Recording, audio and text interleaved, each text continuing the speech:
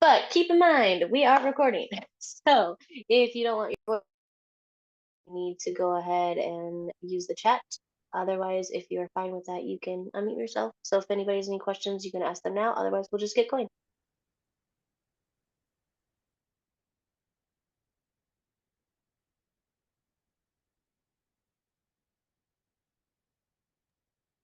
Okay, I don't see anything. So since I forgot to start the recording earlier, this is Dark Goddess Devotionals. We're going over the Greek goddess Nyx today. I'm Professor and co-owner and co-director and admin of DiviNation Academy, and I'm super, super happy to have you guys with me.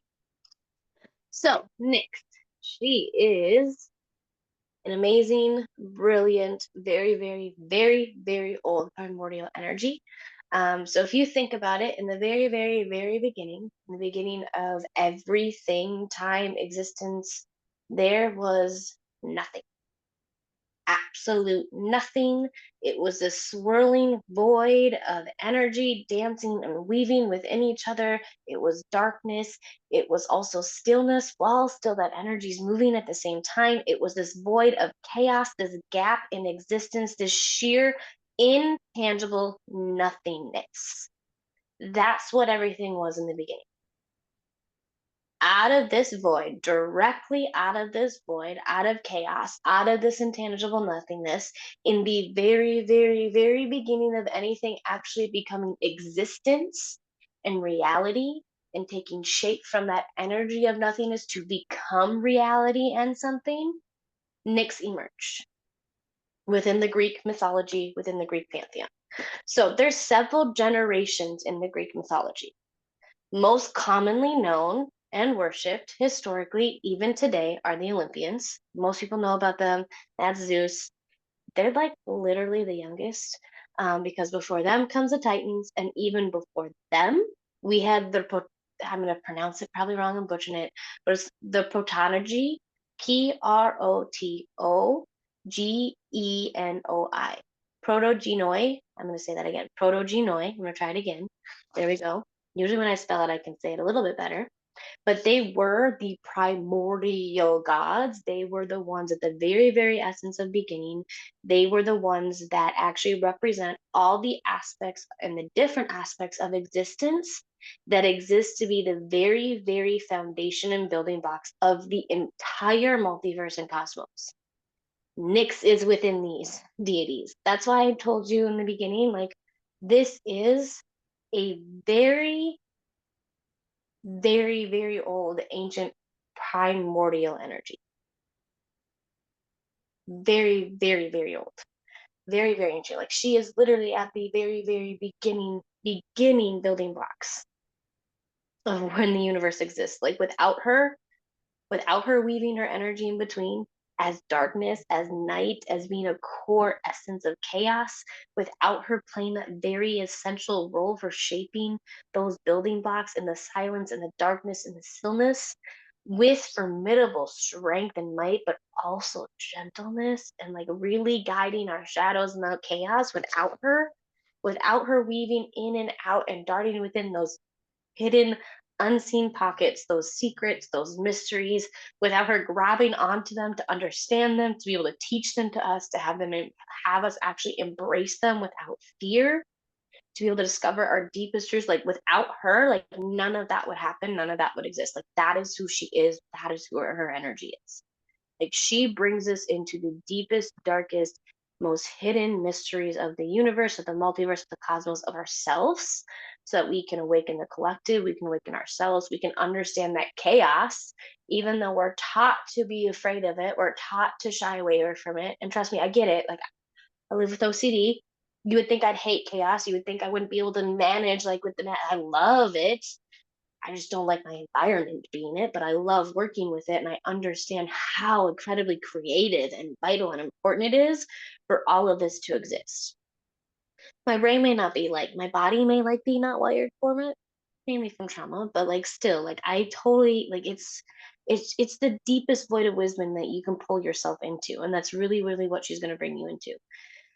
Like, she is, when you are sitting there alone in like the darkest think about like when you have been sitting in your house in the darkest moment of time and you're just sitting there in the dead of silence and you swear you hear, feel some type of feminine voice and energy. Like that is her. That is her wrapping, enveloping all of existence. Like that is who she is. So all of that blackness, that darkness, like everything that envelops, like that is who she is. She weaves all of that into existence. She represents the chaos, the destruction, the creation. She's very much attached to also like our divination, our intuition, our foresight, our able to actually, our ability to be able to connect to um our intuition to be able to do any type of really divination readings, especially when it comes to I'm not looking for like oracle type trances. She's really attached to oracle type trances, like hypnotic trances. She's really attached to prophecy, like really, really like that oracle prophecy, like that true like prophecy, divination where it's like deep in your soul, like intuition. Like that's where she really can bring you to where without a doubt, like you're gonna tap into that. She's also known to govern dreams in the dream realm and your sleep and the passage of time because she literally is night. Without her, we wouldn't even have the changing of night to day. She also is the mother who birthed daylight. So without her existing, daylight wouldn't exist and we wouldn't even have a cycle of time. She birthed, by the way, she's the mother of so many powerful entities and beings that are incredibly crucial to our human existence and our human experience. So that's why not only is she incredibly ancient and she's there for the building blocks of the universe, she then bursts the things that allow us to actually be human. Indigenous practitioners. And she bursts so many of them that allow us to be human Can be and experience human identities. Does somebody have a question?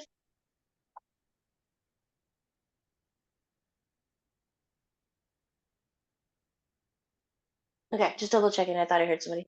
Just want to make sure I wasn't. So she is incredibly important when it comes to aspect not only of creating like the universe itself, but creating, like I said, our human existence, our human reality, our human experience. I'm going to talk a little bit more about that later about the family and who she births. But literally every single child she births holds incredible sway over the fundamental human experience. She is, like I said, she arrives from the chaos in the beginning of time, which also places her in an incredibly unique position amongst the gods because she's still around, even with the Olympians still reigning. Like she's still here, she's still around. Like she didn't fall like most of the Titans or anybody before her. Like she's still here, holding the existence, the weaving and holding existence together with chaos and night and darkness and day and night and being the cyclical identity of everything. But because she's so old, she's so ancient, she has so much power, she's also so incredibly feared. Like she's such an expansive, incomprehensible energy. Like even the god like Zeus and all the other deities, like they don't fuck with her. Like one of the main myths, which I'll briefly talk about later, like deals with one of her sons and like Zeus, and like Zeus was coming after him, and he's like, "Nah, I'm running to my mom." Because like if I run to my mom, like there's no way Zeus is coming after me. Like there's no way, which it ends up being true. Um, so it's just like she's very formidable. She holds her so like because of that, like she's not subservient to the wills of the other gods. Like she doesn't have to listen to what Zeus has to say. She doesn't do anything that Zeus has to say. Like she's not subservient. She has her own autonomy. She has her own independence. She has her own power. She has her own identity. And she also really chooses to not interact with the other deities very much. Like she really doesn't, like outside of her own family. Like we don't have a ton of writings about her either, which I find so interesting, and a lot of scholars do, and a lot of people that like I've read and talked to and like experience that work with her. It's just she's such an intricate part to our existence, and it was very prevalent that like Greek societies and ancient Greeks like they did fear her and understand how important she was. But she didn't have her own central temple. She didn't have her own like we can't find one anyways at this point yet. Granted, we're still finding so much more because and who knows, maybe we haven't been maybe it does exist and we just haven't been told about it yet. But as far as we know at this point in time, like there's no central like temple for her worship. And most of the times when she's mentioned, she's just mentioned she's mentioned quite a few Orphic hymns, and Hesiod talks about her. Plato talks about her a few times, but Hesiod talks about her the most. But she's not mentioned a lot in a bunch of texts. And when she is, she's small minor parts of the characters of the story, and she's mentioned more in like rites and rituals. But usually she's mainly referenced as Night, or we see that more in the Roman counterpart of her is Nox. So that's the other part of it too. When it comes to her worship and who she is, and like all this information, it's really coming a lot from like working with her and understanding how formidable and important she is in the building blocks. We don't have a lot of actual text written, so keep that in mind as well when you're like thinking about her and working with her and studying about her, because that's crucial to getting to create a relationship. So key role that she is that I've talked about, she's emerging from chaos. She is literally the personification of night. So I talked about it before. When you're like sitting in your home, whether it's really early in the morning or really late at night, and it's just like really, it's the darkest you can get it. Like you don't have any lights on, you don't have cars going by in the streets, if it's possible for you, but like the darkest you can get inside of a room where it's just like pitch black and it's just stillness and it's just night, and it's just like that's who she is. She's literally the personification of night in Greek mythology. Her name literally even also translates to night in ancient Greece. So Nyx literally means night. So that's also why she's considered the personification of night. That's also literally her name and her namesake. Um, Everywhere we find her in written history, she's the first goddess that's ever written about and talked about with night.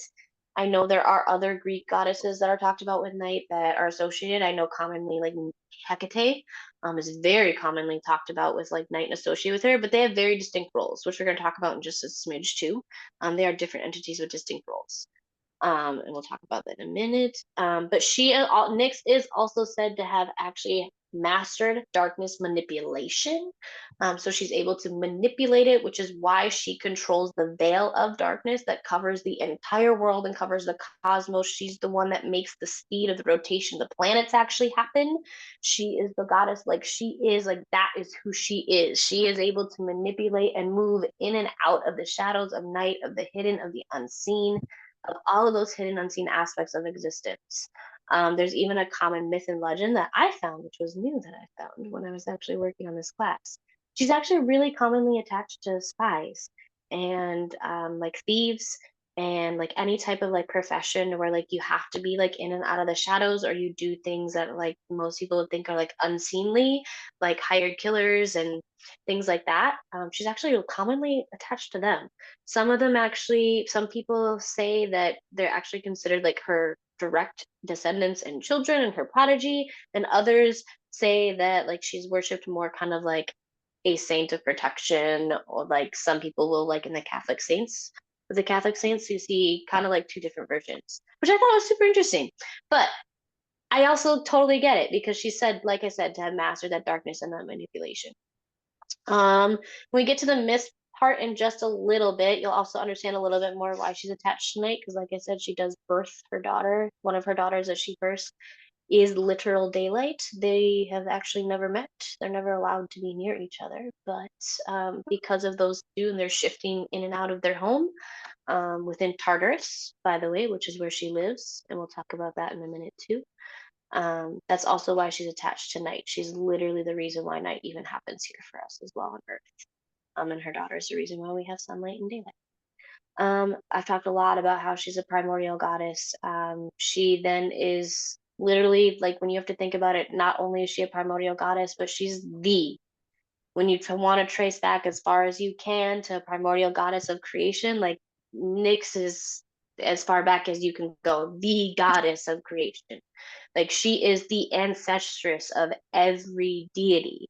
Like she's the mother of every deity. When you go back as far as you can to those trees, like Erebus, which is known to be darkness, the like male embodiment of a darkness, like he's actually said to be the mist that's around Tartarus itself. He is said to be her sibling and also her husband as well. Greek mythology, you can't get away without the incest. You literally Mhm. can't. Like it's just everywhere in Greek mythology. Um, but um, those two, like they when they like come together in couple, they literally create the first couple pairs of deities after that, and everybody springs from them. So when you go back as far as you can to try to find like an actual source of creation, like Nyx is it. She's it. She is. She was there before creation. She sprang from chaos. She was there before reality existed. Because of her springing from chaos is why reality comes into existence. She was there before Gaia was ever Mother Earth. She was there before Uranus became the sky. Like, she literally was there. Also, throughout a lot of the myths and the legends, you see not only is she a primordial goddess of creation, she's also very nurturing and comforting and caring as well. She cares for her children. She loves her children. She, like, when they come to her and need protection, she's there. Like, she gives protection. She also gives protection to quite a few of the favorite heroes when it's asked. And if you seek her aid at night, I've never been denied from her. She always comes with open, loving, caring, comforting arms. Like, I haven't told, cause I've never spoken to anybody who's been denied protection from her underneath the cover of night either. Like, it's just not, I haven't come across that. She's very, very nurturing and comforting. Okay, let's dig into her family a little bit. Before I do that, actually, do you guys have any questions so far?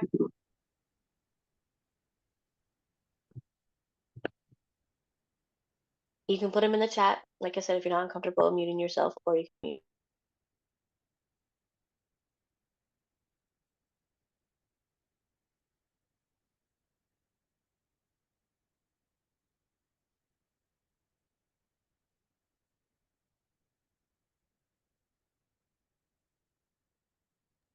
Okay, I take that as a no. I always give you guys a little bit because of technology being slow or what.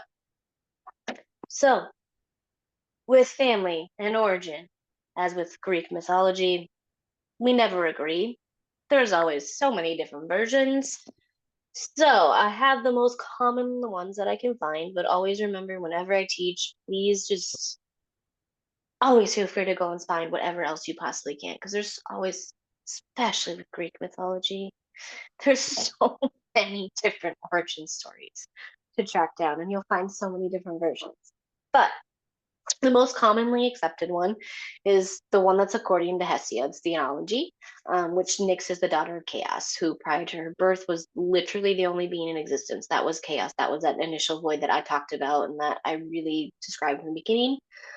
So she emerged alongside her brother Erebus. If you haven't seen it before, his name is spelled Erebus, and he is darkness as well. So she is the feminine side of the darkness. He's the masculine side. They played an incredibly crucial role, like I said, in creating everything. In Hesiod's version, um, there's also some versions. Actually, no, not Hesiod's version. This is the Orphic version. So in the Orphic version, it's also said that Nyx and Erebus were actually hatched from an egg that came out of chaos, and then that created the earth, the sky, and the sea as well. So that falls underneath the Orphic beliefs and traditions, which, by the way, she is really kind of present in Orphic cults. That's where you're going to see like a lot of her rites and rituals coming from. A lot of the prayers that you'll find will come from Orphic hymns. So you'll see a lot of that coming from her. So you have to keep in mind too, like Hesiod's, a lot of his original, like a lot of his writings and text is where like most scholars are going to accept a lot of it, and then you also have the worship rites and beliefs of like the Orphic tradition. They do differ in quite a few different ways, but those are the two most common places you're going to find her represented and worked with and find the information, and where most of my information also is found. So she had a lot of different consorts, well, a couple. Most of them were typically, most of her children, though, came from Erebus, that pairing, that coupling itself. She, like I said, she has a couple others. There are some theories along the way that she may have had a child with Hades. She may have, it's all over the place. It's Greek mythology. Everybody ends up screwing everybody at some point, I swear. Okay. So, but that's typically her most common consort. That's typically the most common one where most of her children come from. She also has a power as a primordial being, and it's not uncommon for deities throughout the Greek pantheons, the Titans and the Olympians to be able to birth their own children from their own powers themselves. So she does have some children that she births that have no father listed at all. She is literally just their mother, and those are her children. But some of them, like I could do an entire class on her children alone. So this is not an all extensive list. If you really want to dive into some fun parts of her, going through all of the children she has and trying to understand how she is the mother of so many prime aspects to your human existence is a great way to connect with her and really work with and understand each parts of her children. So that will be that I would highly recommend doing. So we're going to start with some of her very like more commonly known important ones, the more significant ones that people will know. So you have Aether. She is the mother who births the Aether, which is the god of the upper atmosphere, aka the heavens. Also, sometimes he will call the Aether the air itself. But typically, most translations, most texts, you'll see the Aether referenced to as the heavens. Like, so she is goddess, like darkness itself. She birthed the heavens. She also birthed Humera, which is the goddess of the day and daylight. She birthed Charon, which is the ferryman of the underworld. She birthed Styx, the goddess God Styx. She birthed the goddess Nemesis. She birthed the goddess. She birthed the Honoree, which there's like thousands of the Honoree. By the way, these are some people will call them demons. Some people could just call them reference them as the daemons, which then makes them traditional spirits, which are neither. Some can be malevolent, some can be benevolent, but they are associated with dreams. She is the mother of the Fates and the Morai. She is the mother of the Hesperides, which are the evenings and the sunset. She's the mother of Ozis, which is misery and suffering. She's the mother of the Furies. She birthed the Furies. That is up for debate, though. By the way, the Furies up for debate. There's some other, and I've talked about a few other tales. You have Dolus, so she's the mother of trickery. Elos, compassion. So she's not only, I'm sure you guys are listening to this list and you're like, okay, darkness. You've listed off some things that most people consider unwanted or bad or things that they don't want to experience, even though there's no emotion and no thing that's bad or evil. They may be unwanted at the time, but everything serves its purpose. And everything we need to experience in some level, shape, or form. Um, and you're like, okay, so these are really dark things you're listing so far. But she's also the mother of things that are really, really important and most people consider light. I mean, the Aether, which is the heavens, you have the daylight. Now you also have Ilios, which is compassion. And she's also the mother of Philotis, which is friendship and devotion. She's the mother of Eros in some stories, which is love and procreation. She also have other. She's a Hecate in some stories. She's Hecate's mother, which is magic and the crossroads and witchcraft and why all of us are even here together watching this video right now in the replay or in class together live. Um, she is also, though, the mother of Thanatos, which is death that we all have to experience, and Garos, which hopefully we all get to go to old age, and that's old age. She's the mother of Momos, which is ridicule and scorn, and morose, and Eris, which, by the way, strife and discord, not a negative thing. Like, you definitely need strife and discord for justice and retribution when it's needed, and for protection. She also is the goddess of moderation. Like, literally, the list would go on and on. Like I said, guys, I could do an entire class on her, but she is Hypnos as well. She's the goddess of sleep. Like, she birthed sleep so that we could rest and we could go into our dream worlds if you have access to that. And a lot of people love getting to run around in the dream worlds. Without her, you wouldn't have that access. You wouldn't be able to do that. So she is, like I said, a mother of literally, so every single child she births is an incredibly crucial part to your human experience and your human existence. Okay, let's see. Any questions on her family or her children before we jump into a few of the myths and legends that I could sum up here for you?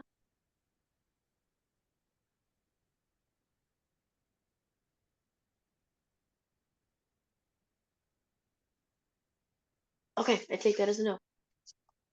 So, Nyx, she appears in a myth, a variety of them. The significant ones that she'll pop up in repeatedly through time, they involve both benevolent and malevolent events, which really emphasize her dual nature. So that's something that I noticed when I was going through all of them is it's pretty even on where you see her and what would be portrayed as, like I said, good and benevolent or malevolent and bad or evil as people call them. But if you've been with me before, I don't believe in those concepts. Um, But so she emphasized the dual nature and important duality. That's very common throughout all the myths and legends that I can find with her. She really, really shows that. We see where she actually shields and she shows favor to some heroes under her veil of darkness, allowing them to be able to actually permit acts that need to happen in order to move through history.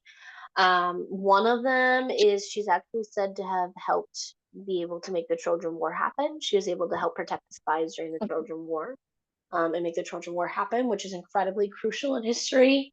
The Trojan War is crucial in human history, but also in like Greek mythology and history. Like that whole thing that happened, there are so many gods and goddesses playing a hand in the background. It's insane. But she is one of them. I mean, Zeus had a huge hand in that. Eris had a huge hand in that. I mean, so many deities. Other legends that you'll find her in Hesiod's theology, like I said, she is born the personification of Nyx, where you see her, popping up there. You also see her popping up in some versions of Greek mythology where she protected Zeus actually as an infant. Without her, she wasn't actually. Without her, Zeus wouldn't be able to actually have survived as an infant. She actually helped hide him underneath the cover of night while he was being transported and hidden away from his father Cronus, who intended to devour him and eat him. And without that happening, then Zeus was able to actually, that's the rest of the time comedy goes, kill him, and then he takes over his power. But it is actually said that she helped shield him and keep him safe, so that he could actually, like I said, eventually overthrow him. So she actually plays a pretty crucial role in that. There is another interaction between the two of them in Homer's Iliad, um, where it's a whole thing. Hera does something dumb, and she pretty much Hera enlists Hypnos, Nyx's son, of sleep, god of sleep, right? She enlists him to put Zeus to sleep and put him in a slumber so that Zeus doesn't wake up and doesn't realize what she's doing. And eventually, when Zeus wakes up and finds out, he's obviously not going to be pissed off at Hera because he's never pissed off at Hera, and Hera never gets the punishment that she's supposed to get, just like Zeus never gets the punishment he's supposed to get. Um, and he's actually pissed off at Hypnos. So then he starts chafing after Hypnos to punish Hypnos for the whole situation and incident. And instead, Hypnos is like, F that. I'm running to my mom, Nyx. I'm going to Tartarus where she lives in her cave. You're not going to follow me because you're afraid of her. And I'm not going to get punished for this because it's dumb. And that's literally what happens. So you see that interaction where you actually see Zeus like literally fearing, like actually being able to even go near her, and he won't do that. You see her come up in that legend. She shows up a few more times, like I said, in ancient poems like the Orphic hymns. She shows up in the Orphic hymns as an oracle. Another time in the Orphic hymns is when she's seen giving birth to the Furies, with Hades in the Underworld, and that's where I said she has that connection with Hades. He is one of the very few deities that she interacts with outside of her family. You also see her written about in some other Greek poems and mythos. She was recorded by some other Roman writers as well. In that, you see her reference to as Nox still. And then in one version of the story of Echo, which I talk about the story of Echo in my class on Pan, because there's one version of the story of Echo and how the nymph Echo actually gets cursed with becoming echoes. And he plays a crucial role in one version of that. She plays the other. And this is another one where Hera decides to be dumb. So according to myth, Echo was punished by Hera after she discovered that Echo was had distracted Zeus, so that he actually couldn't be able to so that Hera wouldn't find out about one of Zeus's extramarital affairs that he was having, because it was one of his many that he was having, and Echo was one of the nymphs that was helping distract that from happening. And of course, Hera got pissed, so she wanted punishment to happen to Echo. So Nyx is part of the punishment that happens. She does play part of the role in the Pan story. Other stories, it's literally just because Nyx creates a cover of Shadow of Darkness. Hera is able to actually have her torn apart into pieces to be created into the Echo.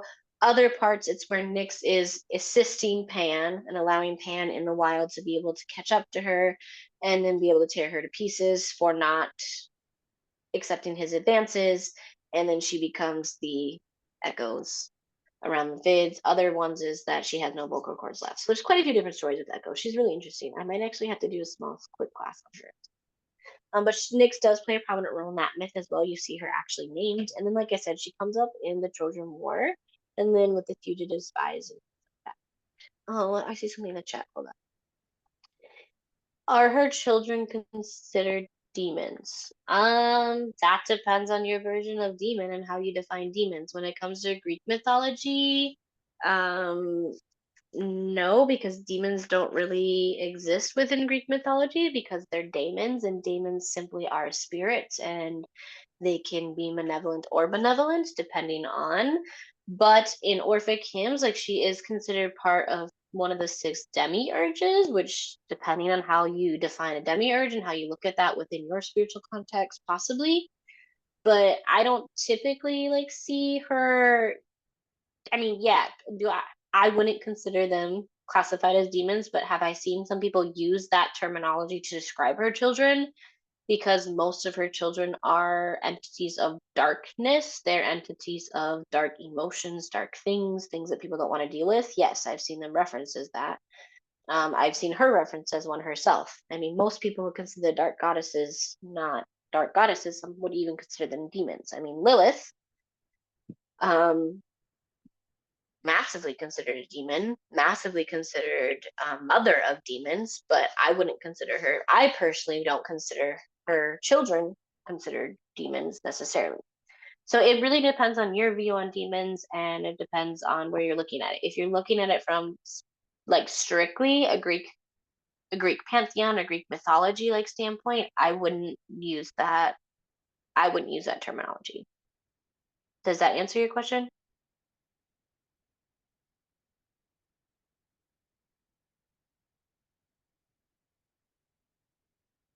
Okay, awesome. Okay, I talked about, okay, when it comes to her worship, I kind of briefly talked about it before. When we look at her worship, she doesn't, as far as we know, there really isn't a central like temple of worship located for her. So most of the worship that we have and most of the rites and rituals, like they go hand in hand with other deities. I know that she's also like commonly seen as referenced as like Cyprus at times, which is also another common epithet for Aphrodite.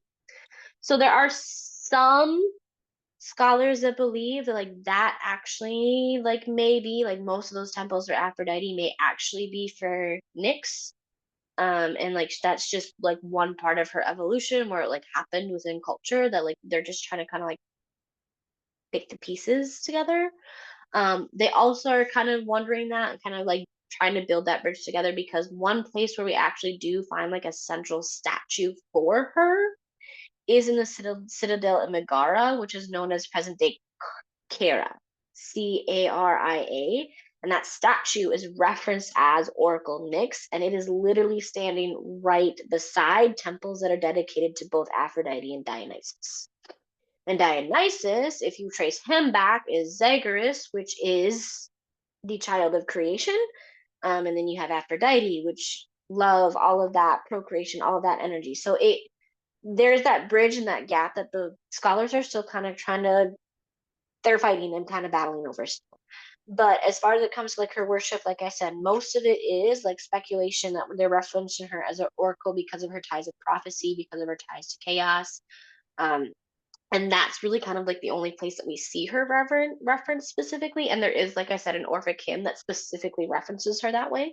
But most, like I said, most of her worship is it goes hand in hand with other deities. It's also like your own experience. You're working with her. You're going into that chaos in the cosmos. Because she is so formidable and so such a big power. Um, honestly, I think we just may have lost a lot of her stuff to time too at this point, and we just have to refind it at this point yet too. Because she is so old. I bet you if we keep digging down quite a few more layers, we'll eventually find a central temple to her or something. I just haven't gotten there yet. That's personally my belief. But that's where we're sitting when it comes to like worship and things like that. So what does she look like? I've talked about it a lot. Outside of the blackness, outside of being that natural form where that's all that she is, that ever aware presence in the black and the darkness, weaving that darkness enveloping around you. Sometimes she actually will show up and as a woman with like large as either like a large black bird or a woman with black wings to like fly. Otherwise, you'll see her as some people call like a goth looking woman wearing like a black veil studded with like stars. She's got a torch in her left hand. And then you also will see other depictions of her where she's riding across the sky with her chariot of black horses, carrying the night with her. You see that later more when Helios and his chariot with the sun comes into play, rather than like her daughter getting so much credit for daylight. When it flips more to that patriarchal and Helios starts to get more credit, that's when you kind of see a little bit more of those depictions of her. And in some of those depictions, you'll also see her carrying Thanatos and Hypnos with her on that ride. So remember, Hypnos is sleep, Thanatos is death. So you'll see that coming with her too on that ride. You'll see that with her. Otherwise, you'll literally see her just as a very like concentrated, like ethereal, non-corporeal, misty darkness with like swirling eyes. A lot of times for me, there'll be like stars wrapping around in her hair going down to her wrist and they kind of like follow with her. Sometimes her stars are her eyes are literally galaxies that you get to go into to get intuition and foresight and knowledge. So it really just kind of depends on where she's moving with that chaos and the darkness.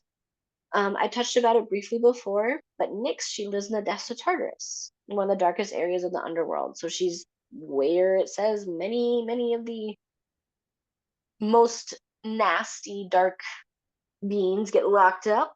That's where she is. That's where she lives. That's her home, the darkest place that you can get. It's also said that that misty air, that darkness that surrounds us, is Erebus himself, and he just never leaves. He's just always there, and he's always there with her. And again, remember that's her brother, her lover, her consort, all of that. Some other deities that also live in that same region with her are her family. So like her children, Himeria and Aether, they live there too. So when they're just never in the same house, they're never in the house, they're never in the home, they're never in the cave together, obviously, because Nyx is night and Himera is daylight. So they're literally as one is leaving, the next one's coming in, and they're literally just passing each other within that territory. But they do exist within that territory. Another common thing I found is that the biggest reason why they say she lives in Tartarus is they needed an explanation for where she went because the world ended after the Tower of Hercules. The pillars, the sorry, not the tower, the pillars of Hercules. Like according to Greek mythology and Greek, like the world, like it ended. Like there was nothing after that. So where were they going? Where was night going? Where were they going? If they can't go up to the heavens, can't go up to Mount Olympus, like they can't go rest there. So they went down to Tartarus. That's a big key thing that I'm finding that a lot of scholars are agreeing with. And then let's see. Ooh, okay, let's see.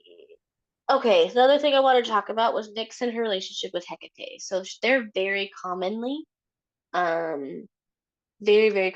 like invoked together and alongside each other and worshiped together, especially in modern worship today. You'll see them very often connected together. While they're very powerful allies, while their companionship works well together, while their energies collide well together, while they are parts of night, they are distinct separate roles. So Nyx is, remember, a very primordial goddess of night. She's emerging from chaos at the beginning of time. She's the personification of night itself, and she holds power over dreams, darkness, and the mysteries of the unseen. Whereas Hecate is much, much younger. In some sources, she's even Nyx's daughter. And instead of being associated with darkness itself and dreams itself, she's associated with the crossroads and magic and witchcraft. And she's also considered a very liminal deity, bridging realms of living and dead and divine, not that primordial energy. So that's where you're going to see those key differences.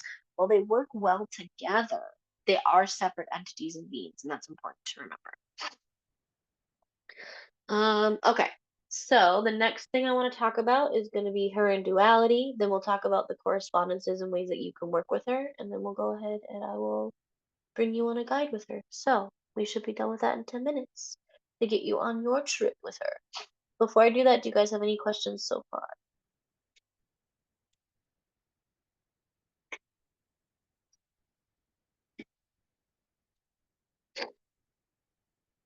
And remember, if you really want to read about her, the Orphic hymns are great places. Hesiod's theology is a great place. That's where you're going to find a lot of information about her. There are a lot of great books too um, as well, which I'll put on the resource section when I get a chance on the DiviNation.com. But Hesiod's theology, that's where you're going to find a lot of her stuff. Plato writes about her a smidge, not too much though. And then, like I said, the Orphic hymns, you'll find quite a bit. Okay, so the next thing I'll talk about is her and duality. If you're new with me, I kind of touched on it in the beginning. If you're not new with me, if you've watched a lot of my classes, I talk about duality. I live and breathe duality. It's how I live my life with mental health. It's how I live my life with my magic. It's how the universe exists. It's how the multiverse exists. So every energy I work with, I look at how can it help me maintain balance? How does it represent the cosmic energy of duality? How does it exist within the cosmic energy of duality? Because that's literally the multiverse exists in duality. There's no other way to get around and say it. And Nyx, the biggest thing that comes up for me with her, she's duality in a lot of essences, but the biggest thing that comes up for me is she's got this very dual nature of being both incredibly nurturing, but just so formidable. And that's really the first thing and the deepest thing that comes to me. It's like she's deeply nurturing with her many, many children that she has. And you really feel that when she really enwraps you and like envelops you in her darkness and her stillness and her quietness that's still moving, always like it's her energy is it still. You become still while she's still swirling and moving in the chaos around you, and it really brings you into the mysteries of your own soul and the wisdom of the multiverse and the cosmos, which is really comforting.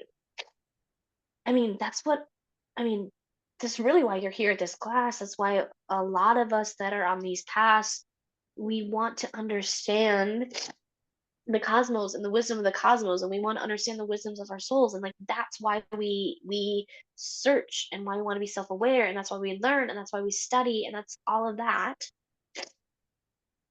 And that's a comforting place to be when you get those answers. Like that's a really comforting place to sit. But on the other hand, getting those answers and sitting in that cosmic wisdom and knowledge, it's terrifying as hell. Like that's a formidable power to be standing up against. Like you're in absolutely in nothing but awe of her, because your mind almost can't, it really can't wrap your head around the expanse of her power, of who she is, the expanse of the wisdom that she has to offer, how old she truly is, and the void of the ancient cosmic wisdom she's coming from, which creates this very very formidable essence that's so nurturing and comforting, which is just this incredibly dualistic energy. It's showing you how you can be so incredibly powerful and still care so much. You can still be gentle and hold things in the right way that they're supposed to be held.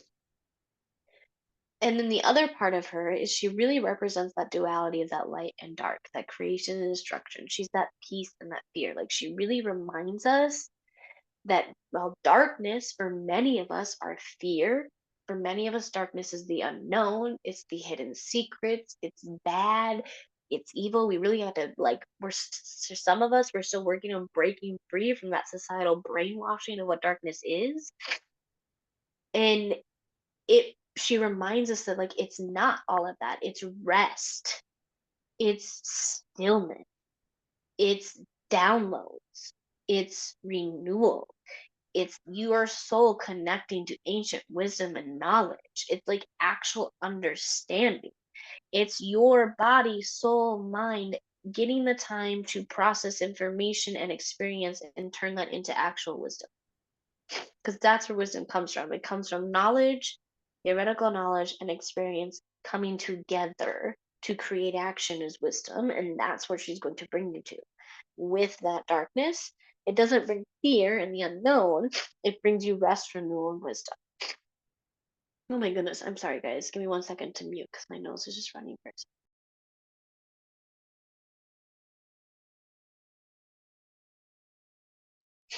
Okay, man, I live in rural central Minnesota. and it's already cold here. So we're already getting into like cold and winter season. Okay, so next, correspondences to connect to mix. If you don't know what correspondence is, it is an item, it's a symbol, it's something that you use to connect you to a specific energy through its representation.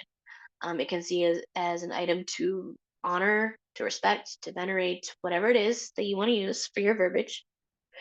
And you can use it to represent lots of things. But we're going to be talking about using it to connect to a deity. And what I have for her is you're going to have the animal, the owl. You're going to have bats, black horses, black cats, and the nocturnal animals and creatures. The planet's going to be the moon. For elements, you're going to have all of them because she is chaos and the void and the existence. She is the divine feminine. Her symbols are going to be the night sky and darkness, mist and like ethereal mist and fog. You have stars and the night sky, the moon, chariots, and then black veils. Colors are going to be black, dark blue, silver, and white. Sometimes I see purple, but that's not super often. Themes are going to be the darkness, hidden secrets, mysteries, chaos, wisdom, transformation, the cyclical nature of life and human existence. You have creation, destruction, motherhood, fertility, night and dreams, and then also protection. Herbs are going to be moonflowers, cinnamon, peppermint, mugwort, lavender, poppies, jasmine, honeysuckle, nightshade, queen of the night, water lily, dragon fruit, and then evening primrose. And then for crystals, oh my goodness, you're going to have labradorite. I can never pronounce that one right. Labradorite. I always do that to myself. Lapis lazuli, which is one of my favorites to use with her. Snowflake obsidian, which is one of my favorites to use with her. You have moonstone, regular obsidian, black tourmaline, onyx, selenite, and then hematite as well, I would say. And then the tarot card that represents her is going to be the moon, the chariot, and then the high priestess. Okay, so ways to know that she's calling to you. You're going to hear her name. She's going to show up to you in dreams, social media. You're going to see her often.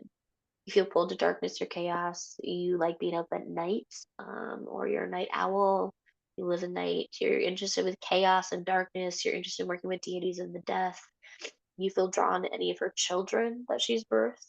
You hear a feminine whisper calling your name whenever you're in the night or in the dark, or you hear it coming from the shadows. You're in a very old soul. You're a mystic that's seeking ancient primordial cosmic knowledge. You use shadow work a lot. Other ways that you'll know that she's calling to you is if you see owls a lot or they start popping up outside your window often. I would check to see if it's her or Lilith, to be honest. Those two really use owls a lot. When it comes to ways to connect to a deity, everybody's relationship with a deity is completely different. We all work with them, we all believe in them different. You're going to believe with and work with deity energy in a different way than I do. I mean, there's me who works with deity energies in almost every single thing that I do. And then we have our other co-director, Alex, who doesn't work with deity energies at all. So we all work with them very differently. We view them differently. We work with them differently. I work with them like they're very close personal friends. I create very deep, meaningful, respectful, even energetic relationship exchanges with them, which is what you're going to focus on. So remember, whatever you give into that building of a relationship with her, that's what you'll get back. So it's an even energetic exchange. Biggest thing, make sure you study, you get to know her. So don't just, my class is a great start if this is your first time. Being here with me today is a great time, but don't have this be the end of it. This be the end all and be all, and this be all that you do. If you want to continue working with her, go read more books, meditate with her, study, get to know, read things, read about her connection with Zeus, read about and understand her different origins, understand the how, read about all her different children. Like read about the culture and the region that she comes from, Greece. If you don't know a lot about it, read about the pantheon itself. Just study and get to know her. You can use her in shadow work. She's fantastic for shadow work. If you need to know more about shadow work, I have a class already on YouTube. I also do one-on-one sessions with my business. I also have a workshop series that you can register for and get access to. And I have an ebook. So I have lots of ways to get access to shadow work if you need. My class though is available. Any certain kind of owls? No. I wouldn't say specifically no. Um, especially because depending on the region of the world that you live in, different things will show up depending on where you are. Um, I would just keep an eye out for owls in general. Also, so with her working with dreams and aiding in sleep, that's going to be great for you. You can have her help interpret your dreams. You can add sigils onto spell bags. You can do spells with her for aiding in sleep. Ask her for lucid dreaming. I can't help you too much on that. If you haven't been with me before, I don't have access to the dream world. Never really has. It's a huge issue for me. So I can't help you with that. But if you ever need help, I can always try to direct you to somebody who can. But she's great for that. So I would look into dream work and studying and doing a lot of that if you want to work with her in that sense. And if you are really active in the dream world, if you work with lucid dreaming, like she's great to aid with that from what I read and what I hear. Dedicate altar space to her. She can have her own, or you can add her to another one, and it can be anywhere. I recommend putting it in your room, though, personally, or wherever you spend most of your time sleeping. You can include her in lunar magic. She's deeply connected to the moon. You can have her be a part of your divination and prophecy. You can add her with tarot card readings or anything else that you want to do. Give offerings to her. Everybody loves gifts. I've got a list in the guide like milk, moon water, owl figurines, red wine, dark chocolate, dark colored feathers, poppy seeds. She's great to work with mirror magic with a black mirror, and you can leave a black mirror for her. You can leave her moon cakes. There's lots of options for offering for her. You can leave them at your altar. You can leave them outside, just underneath the night sky in the darkness. You can, if you have access to a dark cave, you can do that as well, because that part of the myth is said that her and Himera literally enter and exit from a cave every day and night to change the cycle of the days. In the guide, there is a ritual for if you feel lost or stuck. She's the perfect one to help you if you really, really just feel stuck. She's so primordial. She's got so much ancient wisdom, and she's got access to the beginning of time in the cosmos to be able to guide you if you really just feel stuck. Another way to connect her is through prayers, just like with any other deity. I have some in the study guide for you, and I've included like one of my favorite Orphic hymns about her, but there are others. That's number two. I think I found like a total of like there's at least nine I saw, but I think there's more. Other ways that you can work with her, add her to fertility magic. You can go stargazing, learning astrology, adding her, asking for her aid and protection magic. You can have a moon garden and dedicated to her. You can ask her to join you moonlight bathing underneath the stars. Guide naked. You can create a spell jar to connect to her and add it to your bedroom or your altar. You can invoke her during Samhain next year, or you can energy still lingering, so you can still kind of ask her to help with that. You can ask her to help with ancestral magic, generational healing, and astral projection as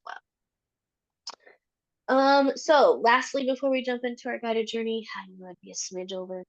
But that's okay. We'll still get done in a decent time. But why work with her?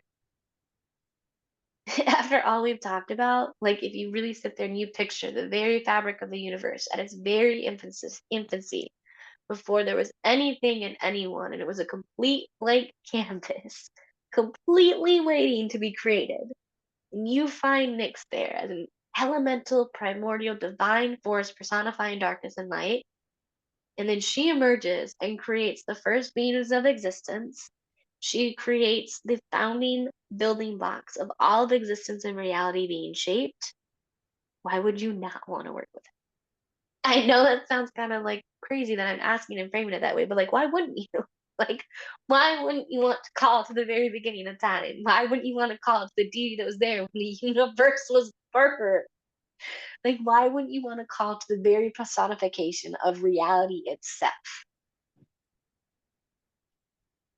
Literally, why would you not want to? She's going to be giving you so many answers, so much wisdom, so much understanding. On top of that, her connection to chaos and her connection to night and darkness is really something that's worth working with. Because you have to remember, like night again, it's just it's the absence of light, but it's more than that. It's really it's a realm all of its own. It's this very, very magical, mysterious container where mysteries and hidden secrets and wisdom and all of the juiciness of the multiverse is sitting in. It's really, really at that heart of the darkness where she reigns, where she is in that realm of absolute profound possibility and growth and transformation. There's so, so, so much wisdom that she brings us to, she guides us to, and she really allows us to sink into. if we allow her to guide us to the most quiet places of the multiverse and our souls. She teaches us there's beauty in the unseen. She teaches us there's power in the crap that we do not know yet. I know we want to know everything. Trust me, my brain's like I definitely one of those people that's just constantly learning and wanting to know everything. But there's also beauty in like understanding that like you don't know everything and that's okay. Because you're gonna always be learning, and how we get to learn is by not knowing everything. Okay, so before we go to our guided journey, do you guys have any questions after all of this?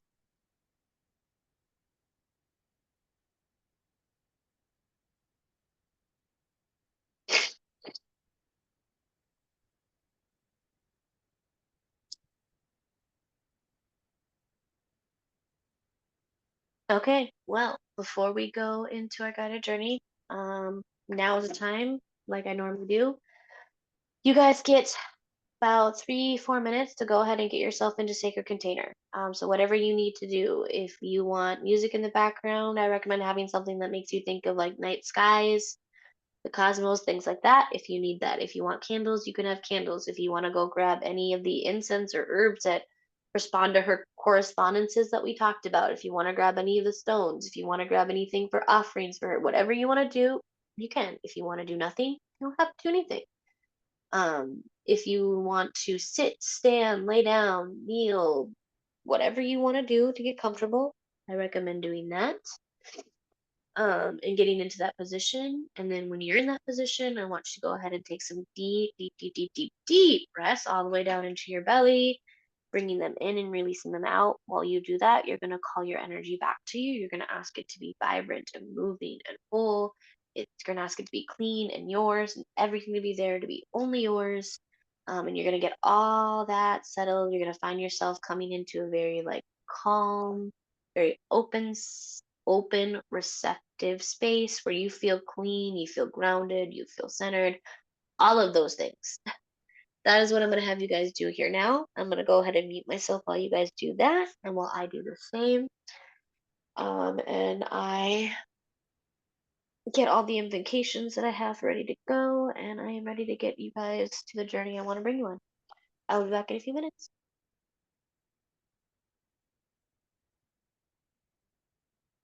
Oh my God.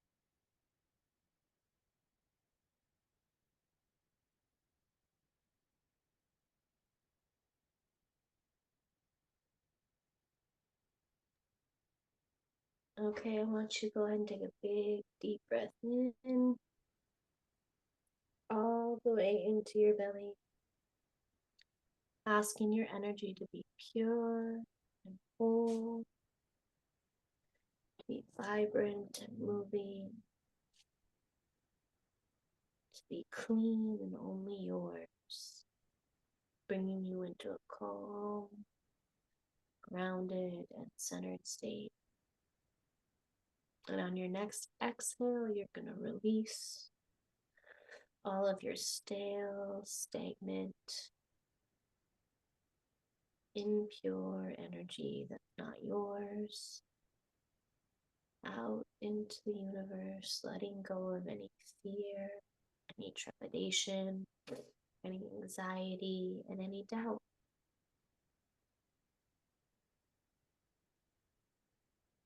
And on your next big breath in, you're going to pull all your energy in through each one of your chakra points, starting from the top of your head at the crown,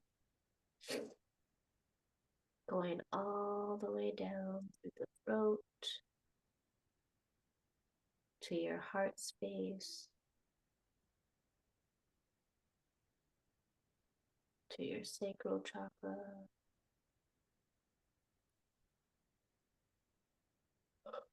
all the way down through to your roots and out through the earth, where you feel calm and grounded, powerful, you feel present, and you feel whole. You feel vibrant and ready to go on any adventure and any journey that you will be guided on without fear, with a heart that's willing and open to accept any message that you receive, and is willing to meet any entity that appears. As you continue to breathe in and out, with your eyes still open, you notice as your environment around you begins to change. It begins to darken, as if the sun is setting and night is coming. You take a breath in as it gets darker and darker and darker in the environment you're sitting in.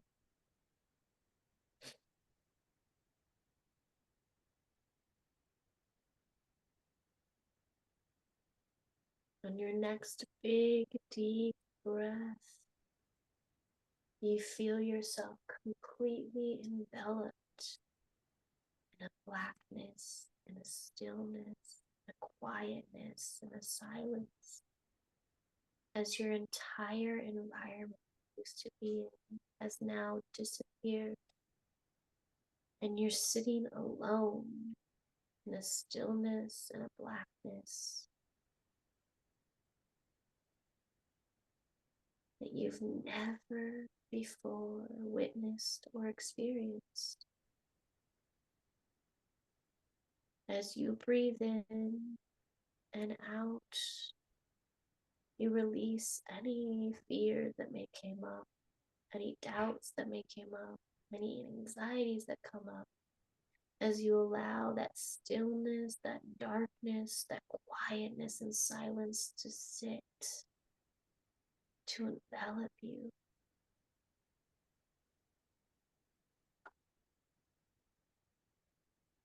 As you sit in that stillness, that silence, and that quietness,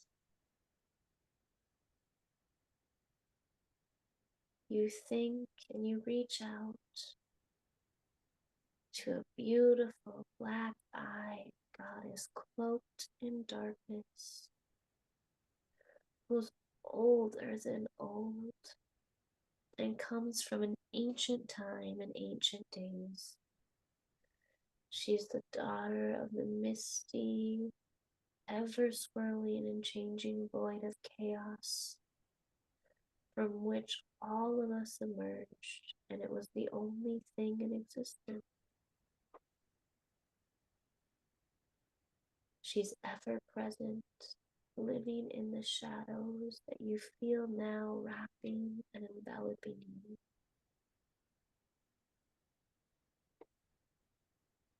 You remember that she reaches out a hand each and every day to you and her own daughter as she brings daylight to us. And she parts ways with her every day with sorrow and love, as she only gets a few moments to embrace. You feel her compassion, her comfort, and her guidance, her kindness, as you take each breath in, still sitting in the silence, the darkness, and the stillness surrounding you.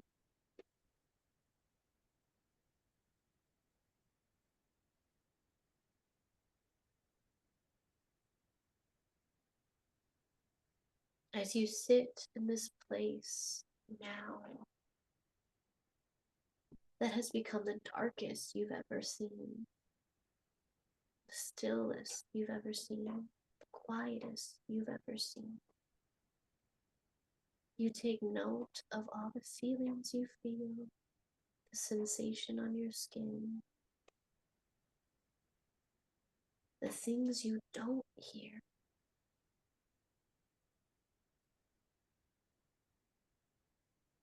You maybe even move your arms and your hands in front of you to feel around and see what you feel in front of you.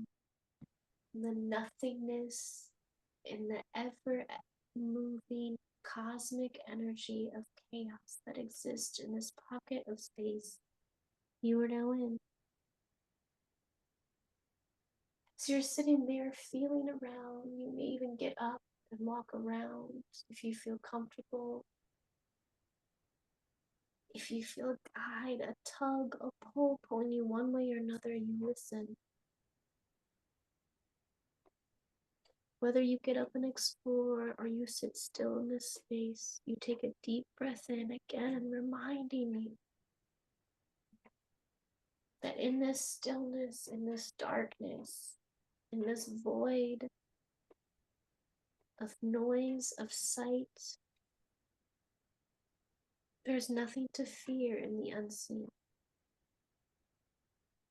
for it holds secret hidden mysteries of not only your soul, but of the cosmos itself, from which we were all born and we reside. For in that darkness, not only does it show us things that are unseen and guides us to wisdom, it creates a space of rest and renewal for us to be able to awaken and transform. It creates a place of safety for us to rest our head after trauma, after dark times, after pain, or after tears have been shed. As you take your next deep breath in, if you haven't already, you get the courage to stand up in the space, in the darkness, in the stillness that you are in. And you notice the tug you feel pulling you, guiding you with a push behind your back and a whisper in front of you in the silence, breaking that silence through the darkness. You hear that gentle feminine sound telling you, for I am the keeper of secrets, the carrier of omens and prophecies, the recorder of stories. For I am the reason the sun sinks below the horizon and returns in the morning. For I am playful, I am comforting, I am nurturing, I am formidable, I am powerful element. I am the terror that you feel in the dark. I am the comfort you feel in the night. I define the line between logic and chaos. For I am here to guide you tonight.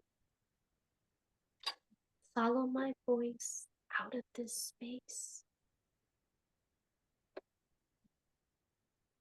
Feel the pressure of my hands on your back as Nyx guides you on your very unique and own path. As you take a big, deep breath in without fear, trepidation, or worry, you follow that voice you hear. You follow her feel and her touch as she wraps and pushes you and envelops you in that darkness and stillness and the void. You follow her down the path that she leads. And as you move in the guidance, with her guidance in the darkness and the stillness that you see,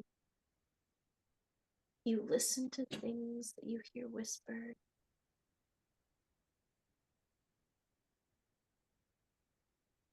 For those are the things that you truly wish that you could see.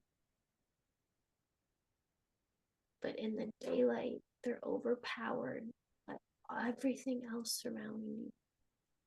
And in the darkness, you're able to finally get the message through as you walk through this tunnel, following her voice with the secrets she has to share. You feel the comfort and the guidance and the warmth and love that Nyx has to share. You feel how expansive and massive and large and huge she is. As you step out of that tunnel through a doorway and a threshold, and before you, you see the universe and the cosmos stretching out, with stars glittering and shining.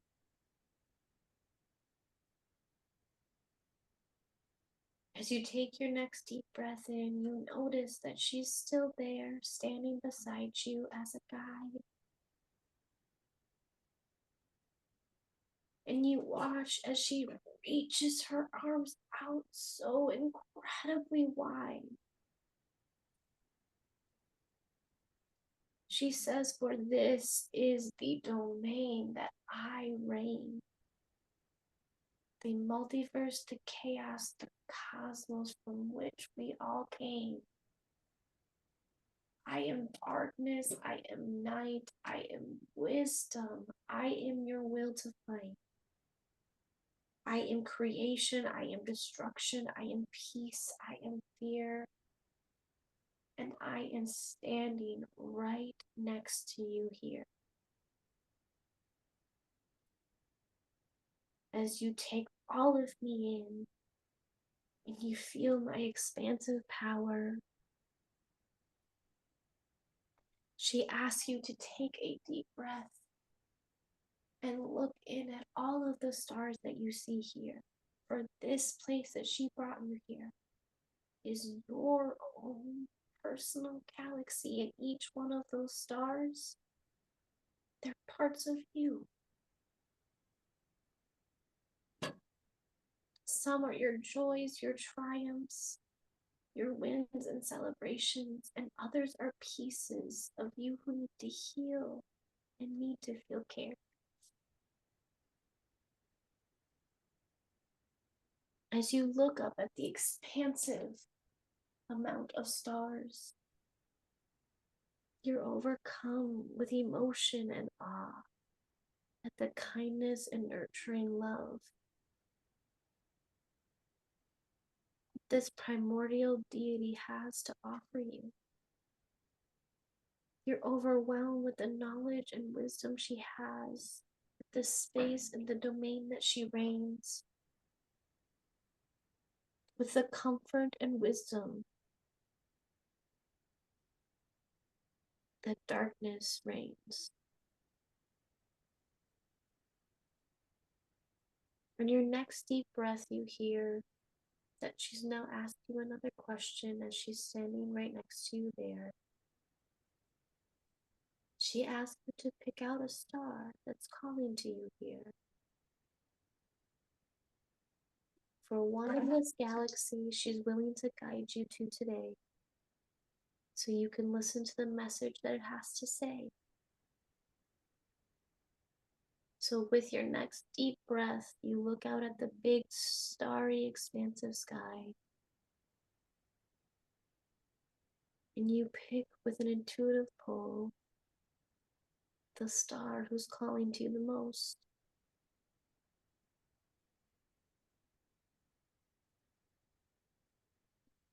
And on your next big, deep breath,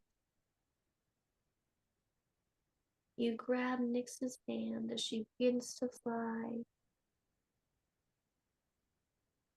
leading you right into the burning hot center of the star.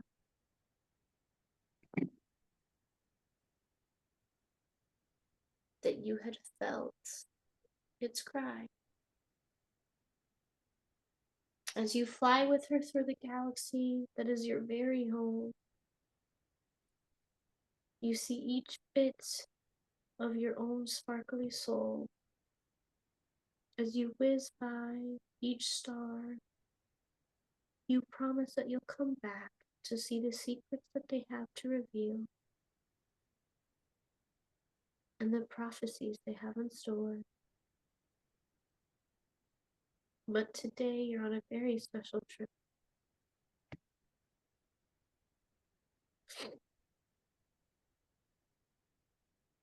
As you continue to fly, you notice that that star you picked is becoming to get closer and closer. It's burning brighter and hotter. And Nyx envelops you in her warmth, her comfort and protection as you burst through that celestial energy. And you take in what it is you have to see. Is it a memory from the past of something that needs to heal? Or is it simply just an emotion that you feel? Is it a future that you want to happen moving forward? Is it a prophecy of something you haven't seen happen yet? Whatever it is that you experience in the burning hot center of that celestial energy and that chaos and that mass, you take it all in.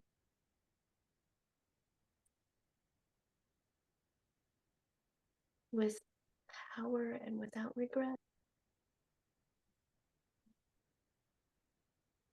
You remember that Nyx is still there holding your hand, guiding you in the celestial realm, remembering you not to fear the unknown and the secrets that you have found here.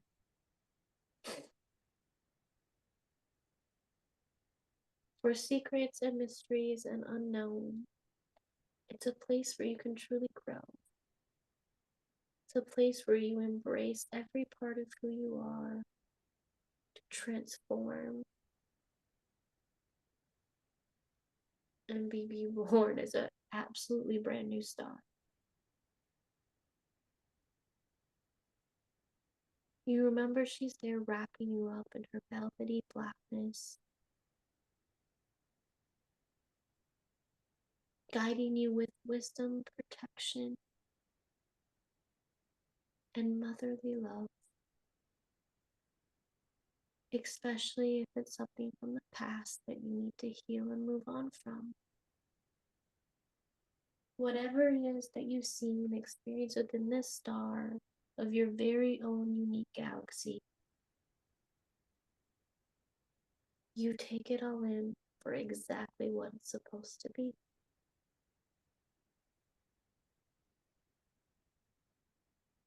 And when you're ready, you turn back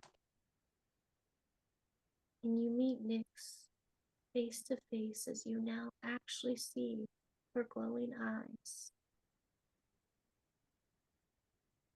coming out of the blackness of the universe, the cosmos, that is your unique space.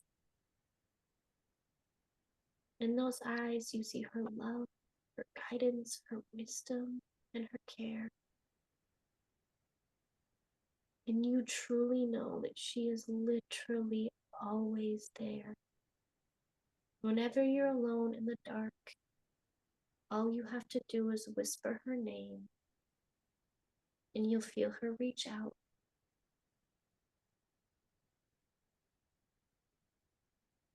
To give you love, comfort, and guidance whenever you need. As you look into her eyes and you feel that message sink deep, deep within your soul, you feel an understanding with the darkness that exists within this galaxy that's yours. And you notice and watch as that bright hot star that was there disintegrates and disappears, shooting off into other parts of the galaxy of your soul, weaving into the energy of chaos that is there. Whatever that was from the past that needed to be healed, it was truly let go, or if it's something that was prophesied for the future and planned for ahead, you feel set with your intentions that you're ready to move on and do what is needs to be done to be on your right path. With a deep breath, you grab Nyx's hands and you guys fly back through your galaxy, shooting past stars. You take notes of ones that you really truly want to see. You move in and out of that blackness and cosmic energy back into that threshold and door where you entered this space. And you feel her moving you with her hands on your back, guiding you back through that tunnel of blackness and stillness, of darkness and chaos. With each step and each breath, you take in the energy that you feel, so you remember this space that exists deep within your soul and your heart space.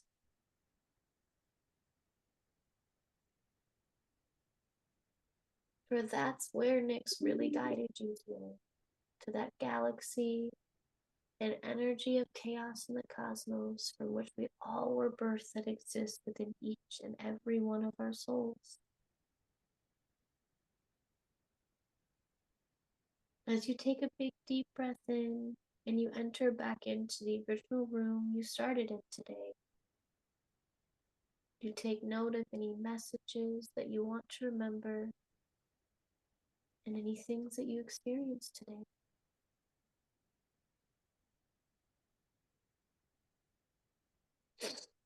You remember the anchor of this chaos and darkness that will lead you to that starry night sky that exists within the cosmos and chaos in the center of your soul, guiding you back to where the mother of all, Nyx, allows us to go. As you take a big deep breath, you hear one last gentle feminine whisper telling you, remember, I'm the keeper of secrets, the carrier of omens and prophecies and stories, and I'm the reason the sun sinks below the horizon and returns in the morning.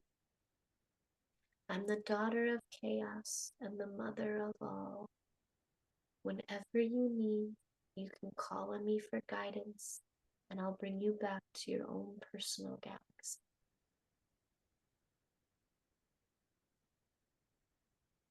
When that last word leaves her lips, you feel her awareness disappear.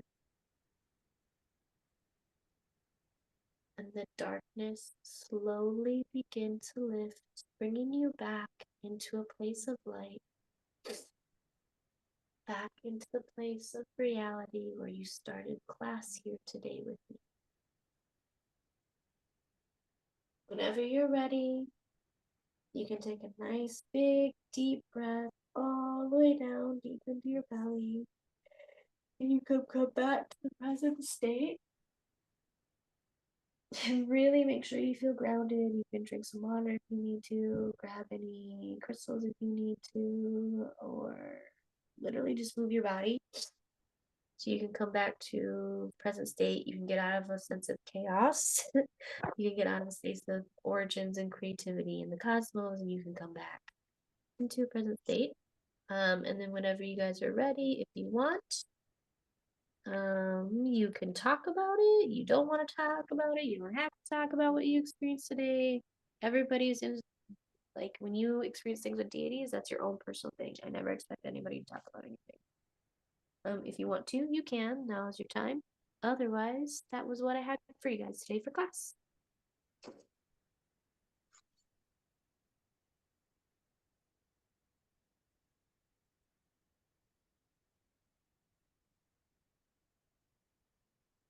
And thank you guys, by the way, while I'm waiting to see if anybody wants to say anything. So much for being here with me today. I super, super appreciate it. I know it's been a while since I've been teaching. Life's been kind of hectic and crazy, and lots been going on. Yay! I'm glad you appreciated it, Claire. I'm so glad you're here. I love you being here. That makes sense that you kept seeing eyes, though, for some reason. Sometimes it's the only part of her that you'll actually be able to see. A lot of times they're pretty starry-eyed, like you'll see like galaxies kind of swirling, or they're just kind of silver. So, yeah, that's super common actually, Alexis. So super common. That's like the only part of her that you'll see, because she's a very like non-corporeal, very ethereal, misty type entity. For most people, I personally have never seen her like pop up as like that gothy looking woman that people talk about. I've never even seen her come up with like a chariot or horses. So yes, it makes sense. Like totally makes sense. Because when you think about like the ethereal chaos, and like you don't think of an actual corporeal being coming with chaos. So totally makes sense. I'm glad though that you got to experience that.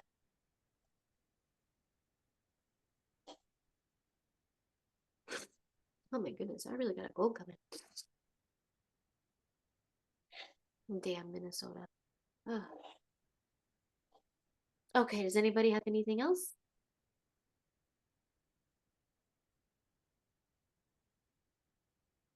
You are welcome. Whoever is on iPad, you are welcome.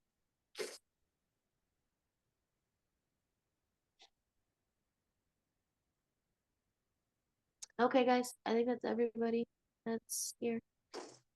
So, have a good day, everybody. Have a good rest of your night, everybody, depending on where you are.